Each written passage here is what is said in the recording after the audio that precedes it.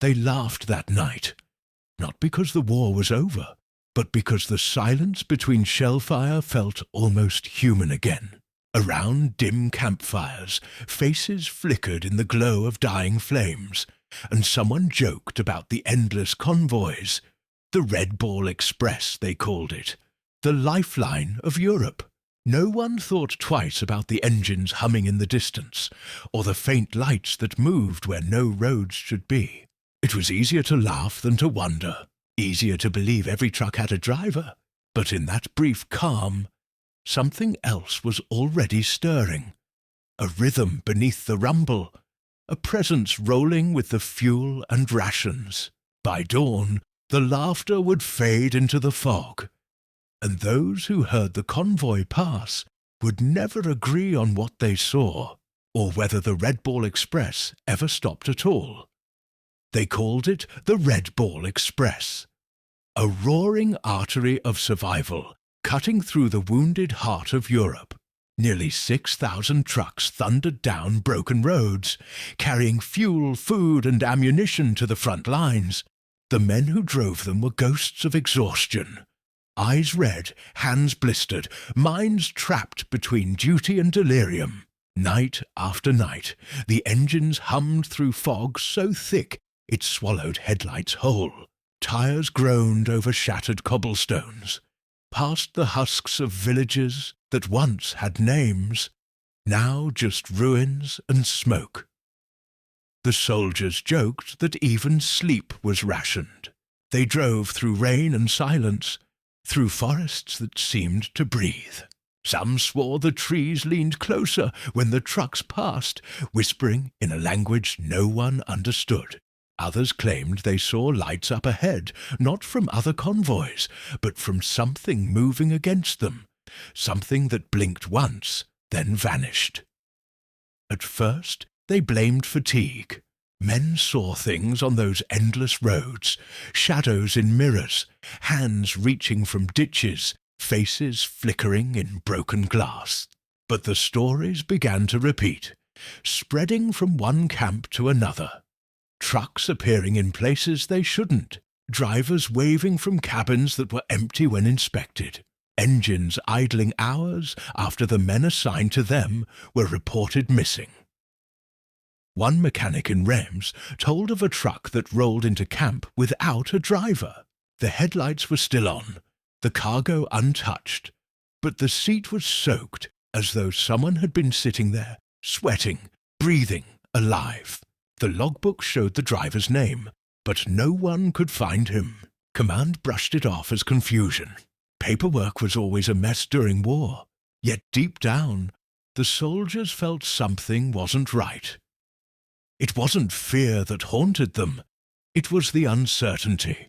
The road became a living thing, an endless loop of motion that demanded obedience. Once you joined the convoy, you belonged to it.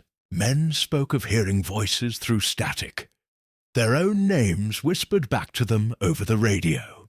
Some trucks followed phantom taillights for hours, only to realize there was no vehicle ahead at all. And still, they drove. They had to. The war depended on it. Every day the line grew longer. Every night the fog thicker. The Red Ball Express became more than a mission. It was a legend forming in real time, an unstoppable chain of steel and human endurance. But legends have a way of bending truth. The longer the convoys ran, the stranger the stories became. A corporal reported seeing a truck drive off a bridge and continue across the river, its headlights glowing beneath the surface like twin eyes. A French villager swore that on certain nights she heard the rumble of engines long after the Americans left, the sound of tires rolling over gravel that wasn't there anymore. Command issued warnings about spreading rumors, but silence only made the whispers louder. Some drivers began marking their dashboards with chalk crosses. Others refused to drive after midnight. Still, the convoys rolled on, 1,000 beating hearts on wheels, pulsing through a continent that could no longer sleep.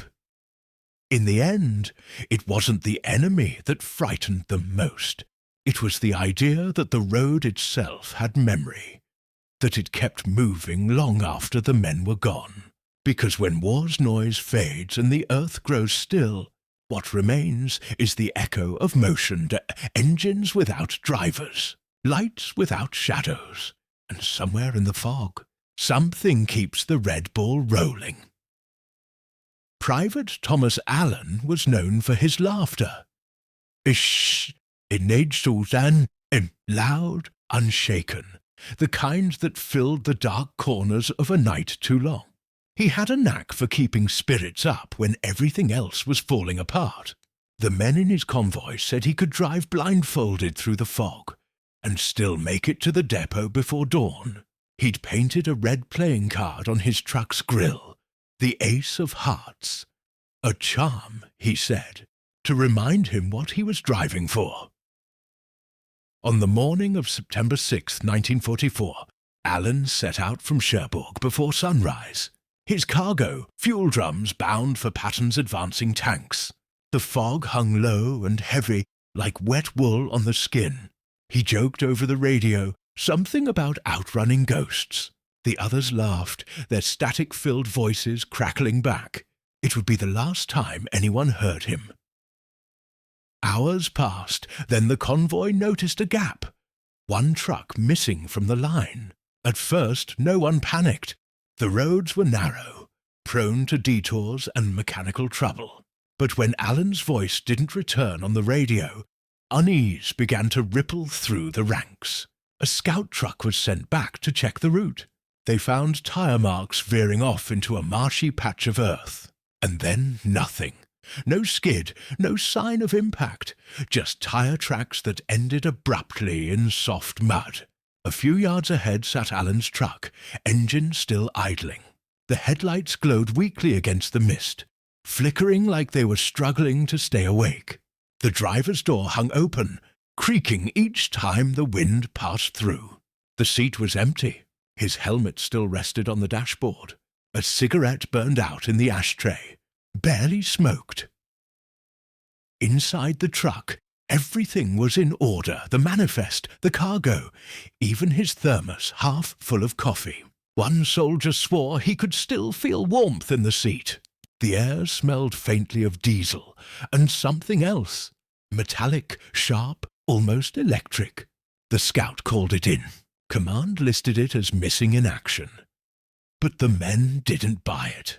They said Allen wasn't the type to desert. He'd driven that same road a dozen times. He'd just gotten a letter from home. He had plans after the war, a garage, a small house, maybe a dog. He wasn't supposed to vanish between 2 points on a map.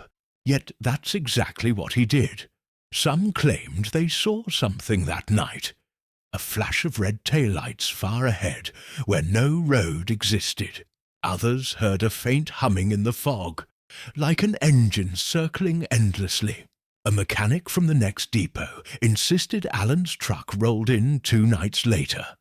Empty, headlights flickering, the Ace of Hearts still fixed to its grill. The keys were in the ignition, but the engine was cold. They tried to explain it away. Maybe the truck drifted downhill. Maybe the logs were wrong. But even the officers seemed uneasy. The paperwork was filed, the convoy moved on, and Allen's name was never mentioned again. Yet, for weeks afterward, drivers swore they heard him on the radio, just faint enough to doubt their own sanity. A single word repeated in static, rolling, rolling. The Red Ball Express never stopped for ghosts, but the men who drove it knew better. They said if you were unlucky enough to see a lone truck in the fog, headlights blinking like tired eyes, you kept moving. You didn't look. You didn't stop. The first reports came quietly. A few drivers whispering about seeing headlights where no convoy was scheduled to pass. Most brushed it off. Fatigue could twist the mind in 100 ways. After all, the Red Ball Express ran day and night, through rain, fog, and the kind of exhaustion that made dreams and waking life blur together. But the stories wouldn't stay isolated for long. One night near Chartres, a group of mechanics sitting by their tents heard engines rumbling on the road. Deep, synchronized, unmistakably military. They stood and watched as a line of headlights emerged from the mist, rolling slowly past. The trucks looked normal. Canvas covers, standard markings, the faint glow of dashboard lights. Yet no sound came except the low hum of tires. No voices, no silhouettes inside. And when the men followed the road a few minutes later, the ground was untouched. No tracks, no fuel spills, no sign anything had passed. At first, the officers dismissed it. Hallucinations, they said, stress, long hours. But the accounts multiplied. Radio operators picked up faint chatter on dead frequencies. Voices calling out route numbers that hadn't been used in weeks. Civilians along the old routes told of trucks appearing in the fog, their headlights cutting through windows, rattling glass, and then vanishing without a trace.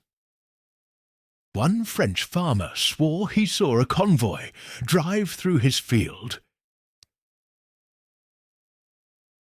Not around it, through it. His crops left perfectly undisturbed, as if the tires had passed through mist instead of earth.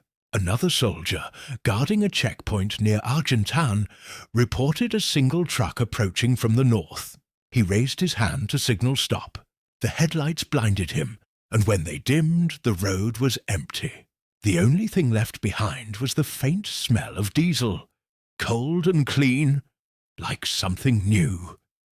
The soldiers started to dread the fog more than enemy fire. Fatigue was a convenient excuse, but too many eyes had seen the same thing. Too many men swore they heard the faint hum of engines hours after the last convoy had returned to base. Some said the phantom trucks only appeared when supplies ran low, like ghosts trying to finish what they started. Others claimed they showed up before air raids, as if warning the living to move, to survive. Command tried to suppress the stories, fearing panic, but suppression only made them spread faster. Men began marking their windshields with chalk crosses, hoping to ward off whatever haunted the roads. One lieutenant tried to photograph the lights one night.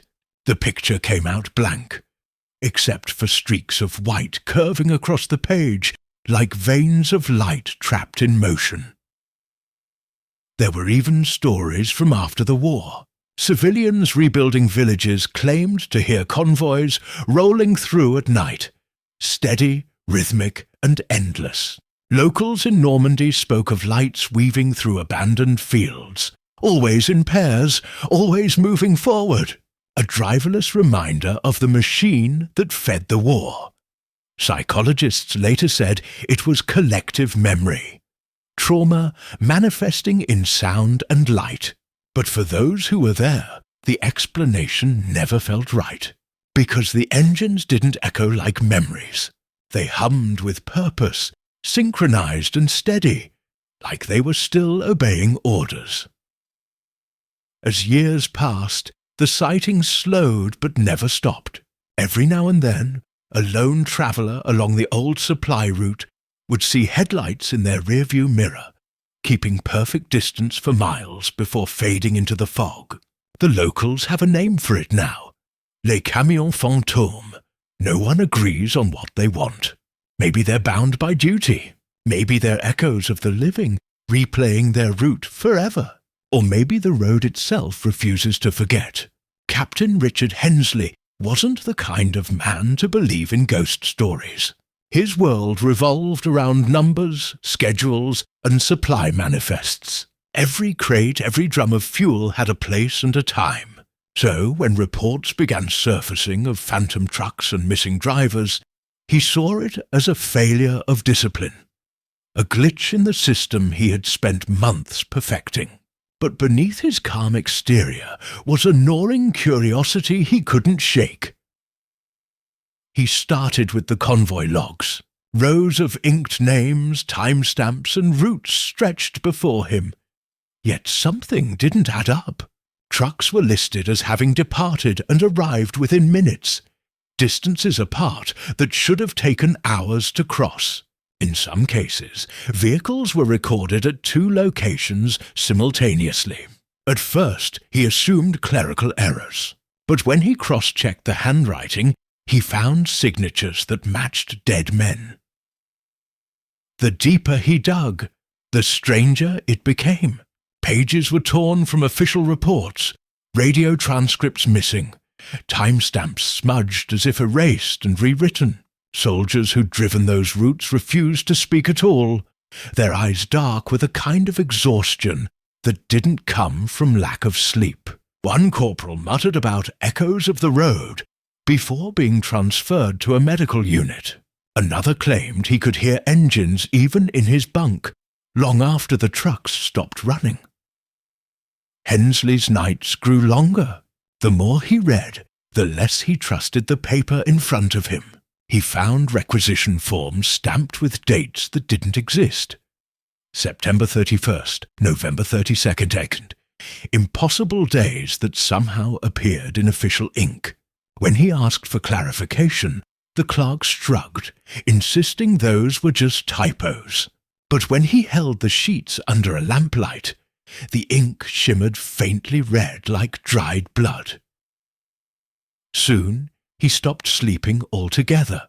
The office air grew stale with coffee and sweat. The ticking of his pocket watch began to feel like a heartbeat. Every record he checked led to another contradiction. Convoys that had never left were marked as completed. Drivers listed as MIA reappeared on later manifests, assigned to routes they could never have taken. When Hensley confronted his superiors, they brushed him off. Let the stories die, one colonel warned. Morale matters more than ghosts. But Hensley couldn't stop. The idea that something was moving supplies outside of human command, that the system itself might be running without oversight, consumed him. He began mapping the routes on his office wall, connecting dots of vanished trucks and overlapping timelines. The pattern that formed wasn't random. It looped, a circle of motion repeating endlessly across France, like a wheel that refused to stop turning. Then came the night he stayed late in the depot. Through the open window, he heard it, the low, distant rumble of engines. Too steady, too synchronized to be coincidence. The official convoys had ended hours earlier, yet the sound grew louder, rolling past the horizon. He stepped outside. Fog clung to the road, thick as smoke. Headlights glowed faintly in the distance, moving in perfect rhythm, and then, in an instant, gone. The next morning, he reviewed the night's records. There were new entries logged during the same hour, marked by his own signature. Except he hadn't written them. Each one described trucks arriving from routes he'd never authorized, their destinations blank. That was the moment he stopped trying to prove it was all an error. Logic had carried him this far, but the road was calling now.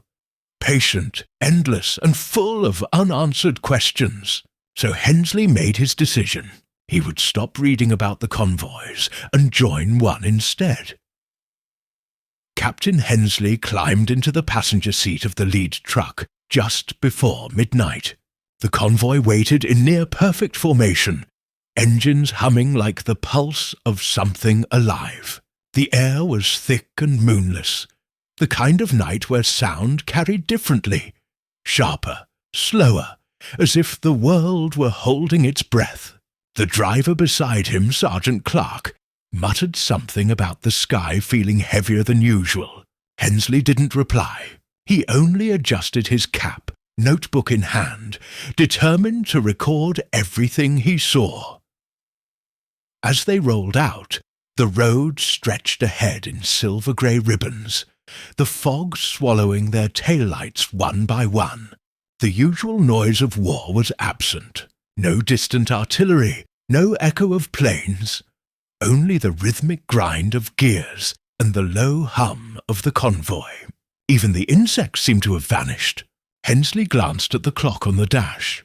0.17 hours. Time itself felt thinner here, stretched like glass about to break. They drove for miles.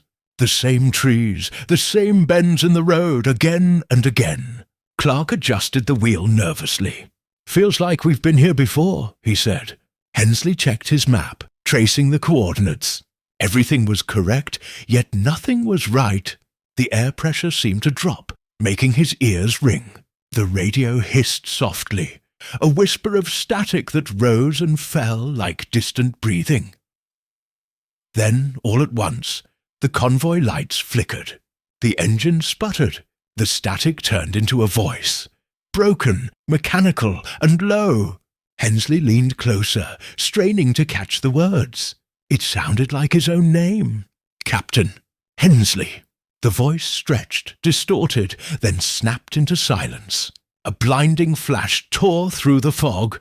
Headlights, impossibly bright, coming straight toward them from nowhere. Clark slammed the brakes, but the truck didn't stop. The world outside had no resistance. The headlights didn't collide, they passed through. For a moment, Hensley felt weightless, as if gravity had let go. The truck kept moving, yet everything else stood still. The fog glowed white, pulsing softly, and the horizon bent in on itself. Ahead, the same curve of road appeared again and again, looping infinitely. "Where are the others?" Clark shouted.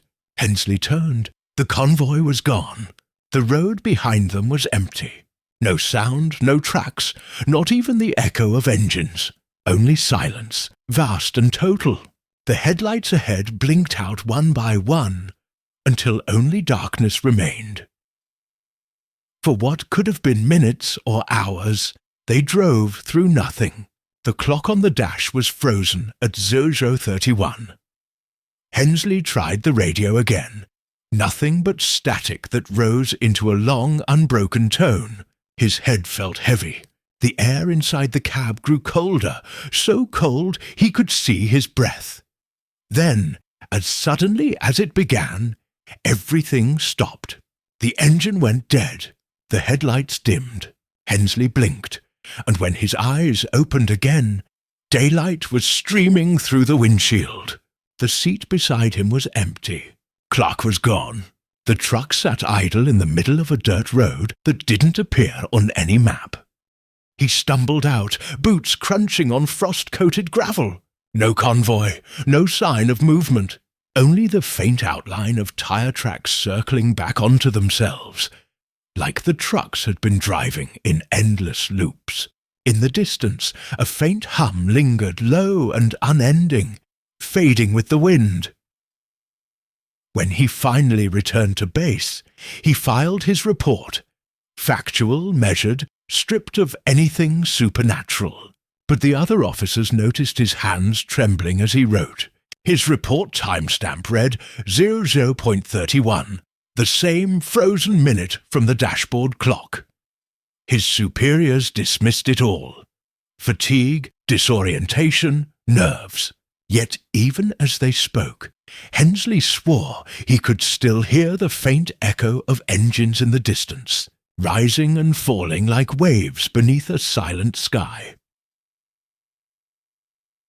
Document 12B.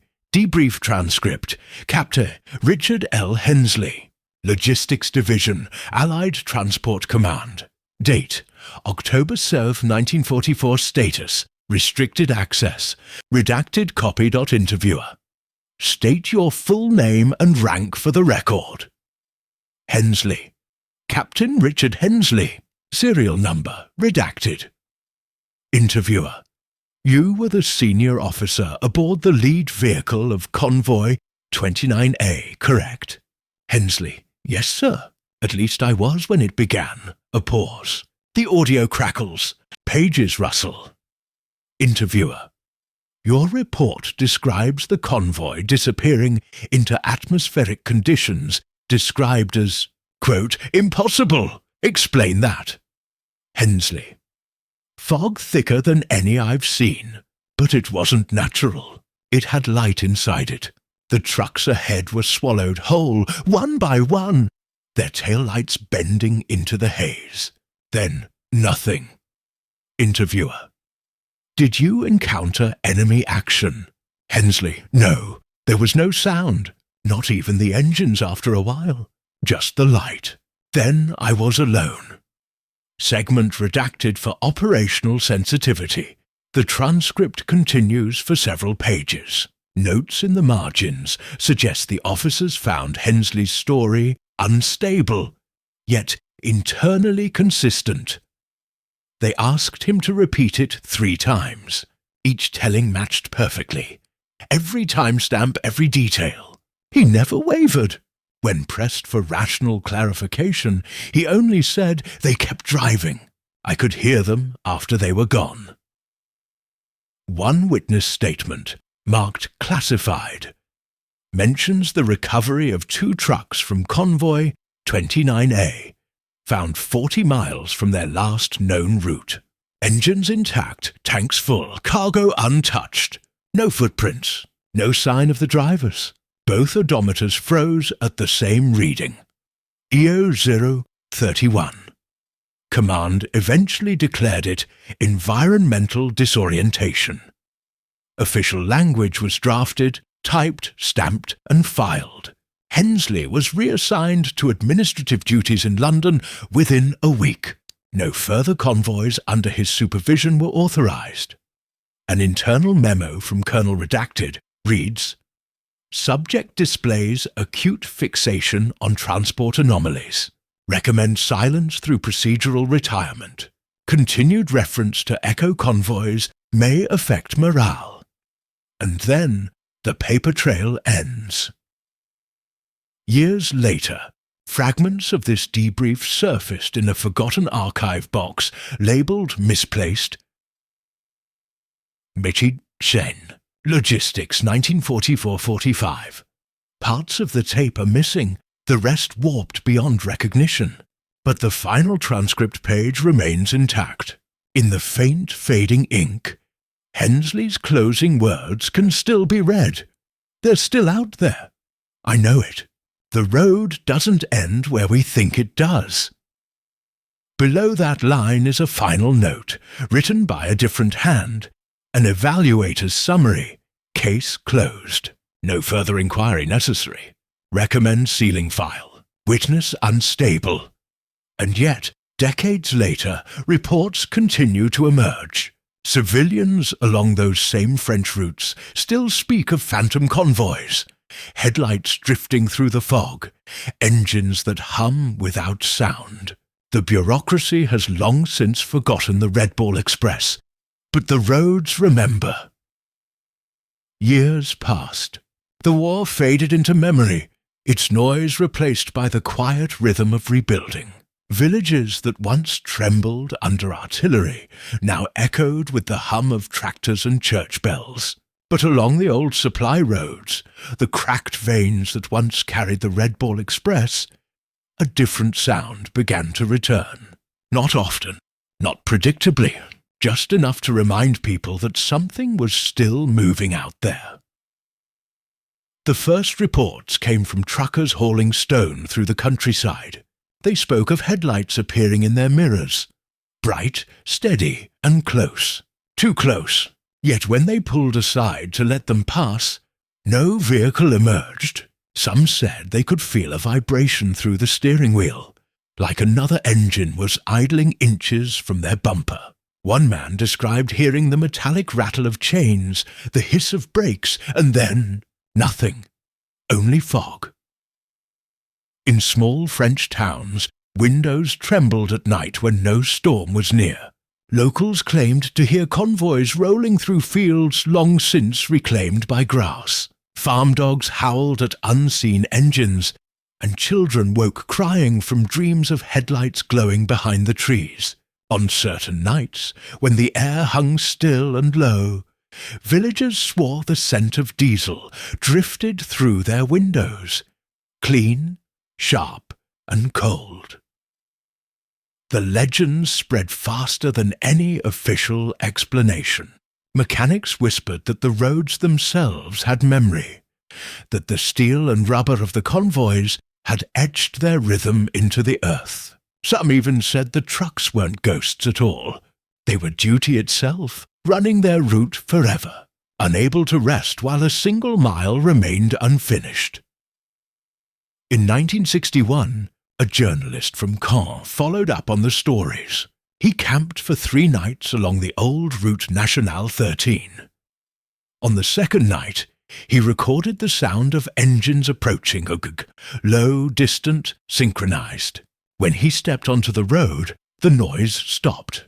He described the air as vibrating, almost humming, before an invisible gust of wind pushed him off balance. The tape captured it all, and then cut to silence. Decades later, highway workers repairing an old section of asphalt near Avranches unearthed what they thought was a buried truck party, a gear housing stamped with a serial number. When traced through military archives, the number matched a vehicle listed as lost in 1944. No remains were found. No records explained its burial. Even in the modern era, the sightings persist. Hikers report beams of light crossing forest trails at night, moving in perfect tandem. Truckers still speak of phantom convoys, keeping pace beside them in fog, headlights pulsing like heartbeats. And every so often, a radio operator on a lonely stretch of highway swears he hears faint English voices through the static, repeating route numbers that haven't existed in 80 years. Most shrug it off.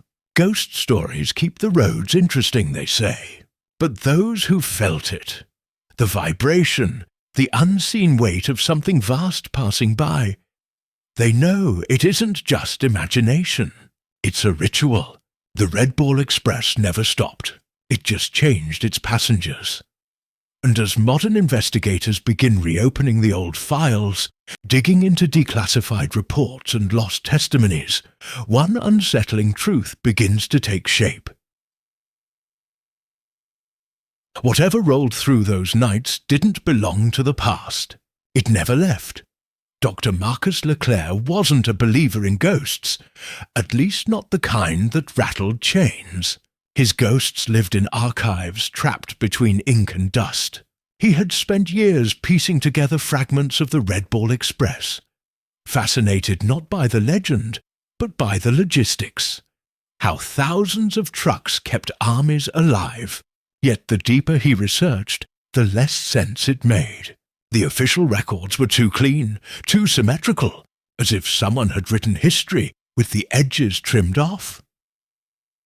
He started finding duplicates, convoy logs that listed identical routes under different dates, reports typed on the same machines weeks apart, and testimonies that ended mid-sentence. In one archive box, he discovered a folder mislabeled Catering Inventories. Inside were carbon copies of Hensley's debriefs, the classified ones, pages missing entire paragraphs, black bars thick enough to hide paragraphs of meaning. But what caught his attention wasn't what had been removed. It was what remained. Scribbles in the margins, still moving, looping routes, no rest for motion. Each new document answered one question, only to birth 2 more. Why were fuel deliveries recorded years after the war ended? Why were witnesses relocated, their names changed in census records?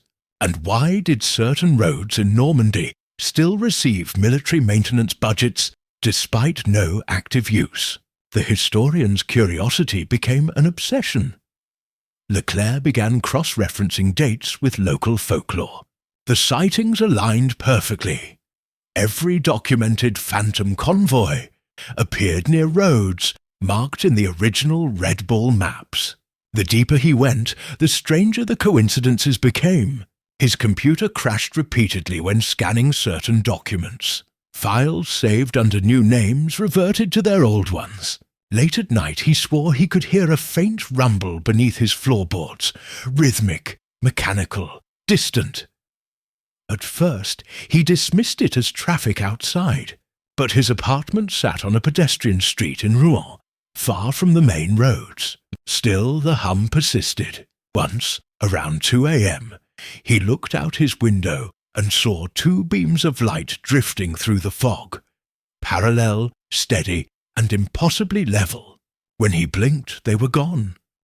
The following morning, he found new papers on his desk that he didn't remember printing.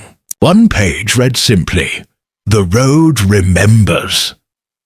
Another showed a convoy schedule dated 2024, with his own name typed beneath the word coordinator. He took the documents to a museum colleague, hoping for a reason, but she only stared and whispered, "Some archives don't want to be opened." That night Leclerc recorded his notes aloud, his voice shaking as he described what he'd uncovered. Patterns, frequencies, perhaps even commands embedded in the old radio logs. He ended with a warning. These convoys weren't just supply lines. They were circuits, and circuits, once closed, restart themselves. The next morning his apartment was empty, the door locked from the inside. His laptop screen glowed with a single document, a looped transcript of engine frequencies transcribed as code. Beneath it, the last words he ever wrote. "If you hear them, don't look. The road doesn't end where you think it does." The file was saved at exactly 0031. They laughed once. En sûr. Those men who believed the war would end, who thought the roads would grow quiet again. Their laughter still lingers somewhere between the trees and the mist, faint and fragile, like the echo of an old song half remembered. The Red Ball Express was supposed to stop when peace arrived, but maybe peace was never the road's destination. Some say the convoys still run because memory has weight, that every tire pressed its mark too deeply into the earth to ever fade. Others think the trucks became something else. Not machines, but rituals, powered by duty instead of fuel. Maybe every driver who vanished is still out there, following taillights through endless fog, keeping the world in motion because stopping would mean remembering what they saw. And sometimes, on windless nights, when even the crickets dare not stir, you can feel the faint tremor of engines under your feet, a heartbeat from another time. It hums through the ground, steady, patient, eternal. No one knows if the Red Ball Express ever truly ended, or if it just changed roads, from the mud of Normandy to the quiet streets we walk now. The lights we see on empty highways, the hum that fades before we can place it. Maybe they're not accidents. Maybe they're reminders, because some journeys never finish. Some missions are too bound to purpose, too haunted by their own rhythm to stop. And somewhere, beyond the veil of fog and memory, the convoy still rolls. Headlights glowing like ghostly eyes, tires whispering against the dark, carrying the weight of the living and the dead alike. Listen closely tonight.